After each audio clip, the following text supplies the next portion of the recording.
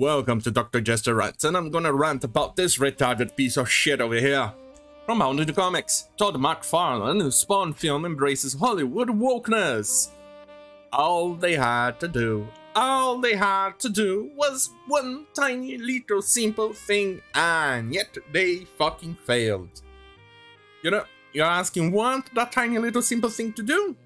Stick to the fucking comics! And don't shove your goddamn retarded fucking politics into the movie. It was simple as fucking that. I was looking forward to the movie because I enjoyed the first movie. I am a huge fan of Spawn. I have medieval Spawn comics. I have the original Spawn #1. Yes. I have all of those things. I absolutely love the drawing style of Todd McFarlane. Every single time Hollywood decides to touch something, they need to fucking shit upon it, and then try to sell it to us.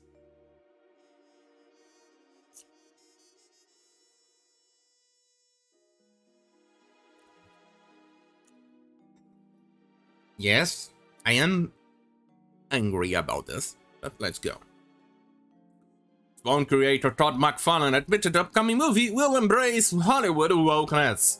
McFarlane spoke to CBR, which is another disastrous little place of the internet, about the upcoming film, where he made it crystal clear the film is embracing Hollywood race politics.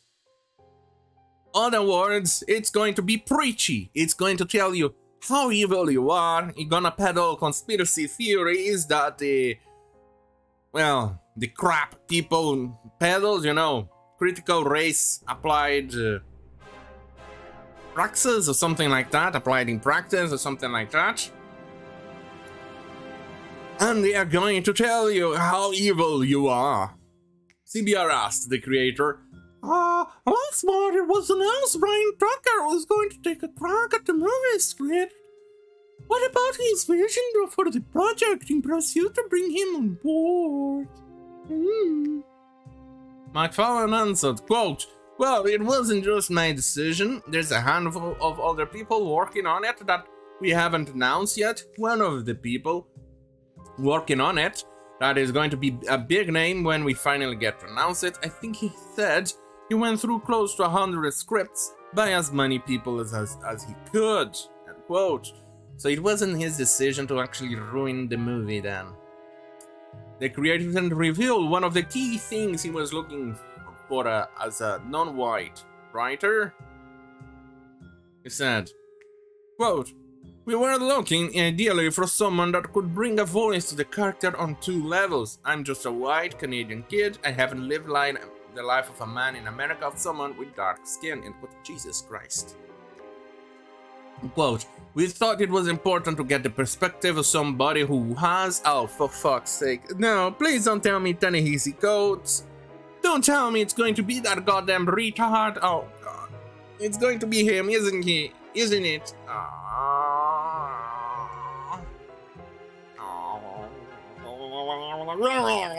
Someone with that perspective coming in and adding a slightly different bent into what you and I, as a comic book readers, already know as to what Spawn is about. And quote, yeah, oh God, oh God, oh God, this thing is going to be shit. All they had to do was just keep like the original. Remember the original movie, Spawn, the cartoon that came out, the animated series? Remember Blade? It didn't have any of those shits, and it was awesome. And look at my skin color. It doesn't matter if the hero is black or not. I absolutely love it either way. No. Nah. It needs to be woke. It needs to go and shove into your face how miserably evil you are, despite you not even having 0.1% of the power they claim you have. Yeah, it needs to go woke. It needs to be Richie, he needs to destroy. Jesus Christ. McFarlane then noted that he doesn't want the film to show Spawn comics book, or oh, for fuck's sake. Even you, Todd, even you! Even you, Brutus. It's too Brutus.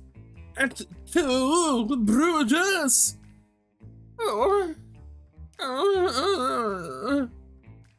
Quote, I didn't want to do the comic book origin story from the issues 1 to 3 in the movie. I wanted it. We were looking for people without even telling them that, to give something a little bit different. Are you trying to peddle to a demographic that doesn't like your product, or are you trying to peddle to your fans? I'm confused. I am confused! He continued, quote, unfortunately, 80–90% of them, according to the other person involved who was interviewing, most of them were falling into the trap of retelling the comic book story in the movie. Oh, Jesus Christ. My good lord, it's going to be extra woke. It's going to be extra woke. And Todd McFarlane may actually have had a hand in making it extra woke. It's not going to no. If it's not going to follow the comic book origin or anything like that, then why name it Spawn? Why not Spawn the retarded cousin? Or Spawn the race grifter? Why not do that? Spawn the origin story of the race grifter. Spawn the retarded cousin of the original Spawn. Spawn the idiot who only got half as much power because evil.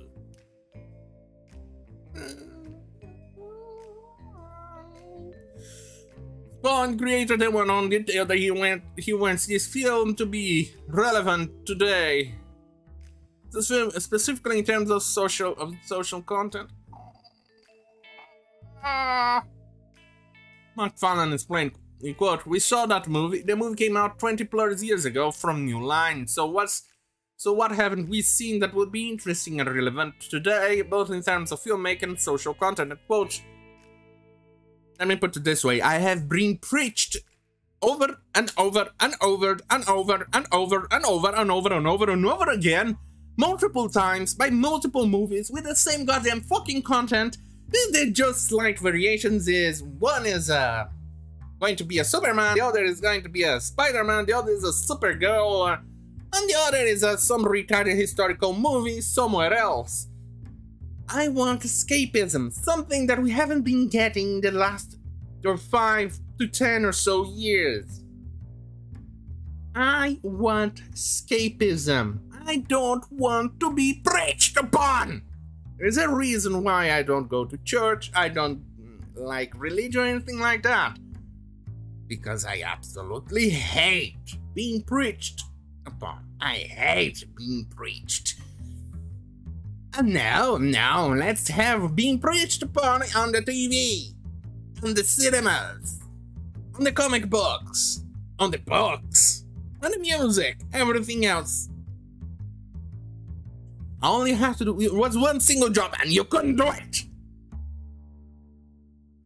What's funny about McFarlane comments here is that he shoots down the idea of doing Spawn's origin for this upcoming film because it's already being done, but in the next sentence he's calling for a movie that will be, quote, relevant today both in terms of filmmaking and social content, end quote. For sure, Todd realizes this, but that's been done to the updating time as well.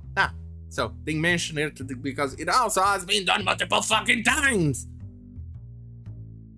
We've already seen it, and the movie-going audiences are not interested in seeing more. Yeah, we are definitely not interested. I am not interested in 007 because it's going to be fucking preachy. And as you know, I detest being preached upon. We've already seen it. The movie-going audiences are not interested in seeing more. Just look at Terminator Dark Fate. Oh yeah, that one. I completely forgot about Wokeminator, which was a massive failure to the point that the the people behind it nearly thought, I think they said, don't quote me on this, I'm going out of memory from an article that I read quite a while ago, that they've given up on the name. Oh, not the name of the series or something like that. Charlie's Angels? Oh, and Ghostbusters 2016, that was a massive failure. Jesus Christ. Imagine if Spawn ends up being Ghostbuster 2016. It's going to be terrible.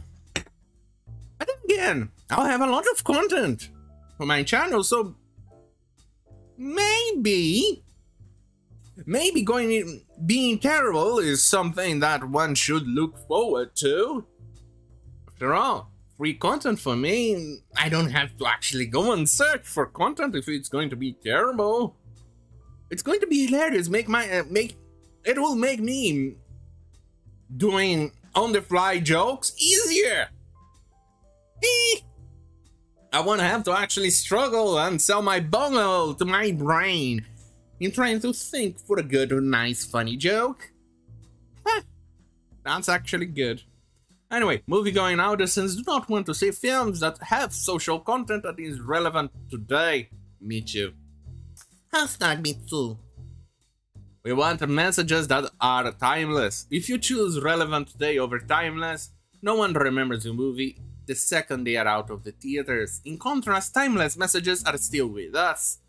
Yeah, exactly.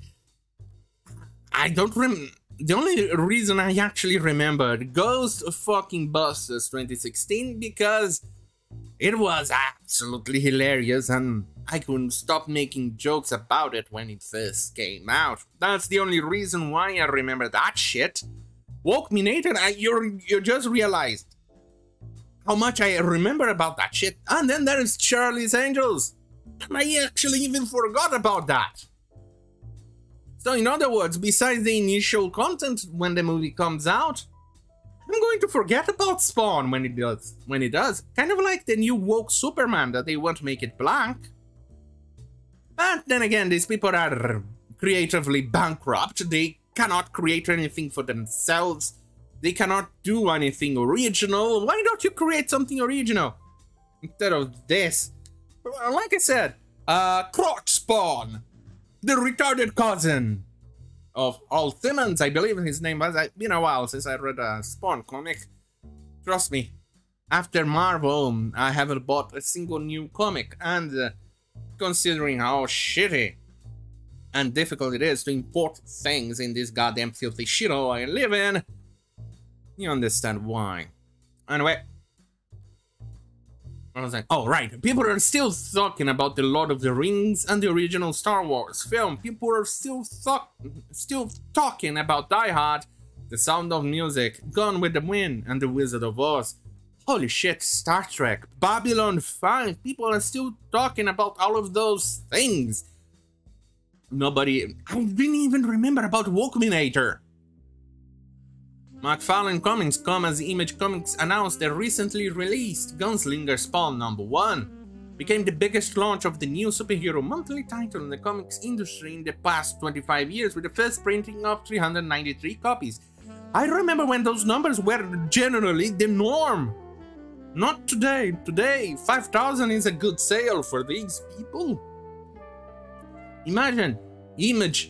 Image specifically noted that the first issue sales of the Gunslinger Spawn beat Spider-Man Gwen that launched in 2015. According to Comic-Con, Spider-Gwen shipped 254,074 copies when its first issue debuted in February 2015.